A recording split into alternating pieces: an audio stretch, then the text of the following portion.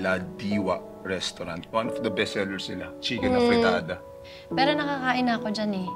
Masyadong commercialized yung lasa. Hindi ko gusto.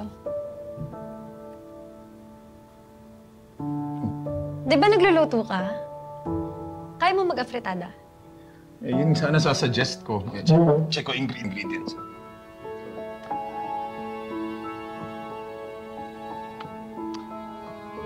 May patatas dito. Ayan!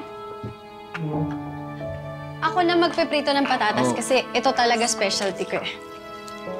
Carrots. Garlic, onion. Ano ba? Paano ba? Tomato sauce. Huwag ka magto-tomato sauce. Dapat tomato paste. At saka, huwag ka mag-chicken cubes. Pati sa tasing lang, okay na yun. That's the right way to cook it. The right way or your nanay's way? Andrea, aminin mo na kasi, miss mo yung luto niya. Umabol ka na sa party. Thanksgiving celebration natin! Pero sinira niyo! Ngayon pa talaga kayo nagkalat? Hindi man lang kayo nahiya! Nay, kasi naman po... Patapusin mo ako, Colleen! Hindi ko tinatago yung problema natin sa staff natin. Dahil parang pamilya na natin sila. Pero kailangan nyo talagang gawin yun sa harap namin. Hindi nyo na kami nirespeto! Ina, hindi naman kasi gugulo, kundi umepal tong mga to eh. Chef, pwede ba? Tumigil ka na. Sorry, Tita Felma. Hindi ko naman po gustong magkagulo. Naaawa lang po ako kay Dad. Jessica, pero mali ka pa rin eh. Sinugod mo yung kuya mo, siyempre binastos mo siya. Dad, binastos ka din niya! Hindi nga lang kanina, lagi-lagi na lang! Aren't you tired being bullied by your own children, Dad? Kanina ka pa, hindi ka kakasali, di ba? Oo nga. Tapos na dapat yung gulo eh. Napakalma ko na si Kuya. Kaso nangingialam ka. Don't expect me to be quiet! Di ba nagagalit kayo pag sinasaktan ni Mommy si Tita Felma? Ganon din ako kay Dad.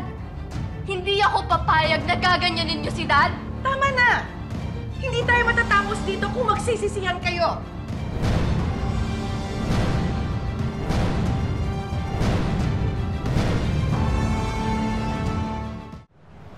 O tapos? Yun, natapos agad yung party.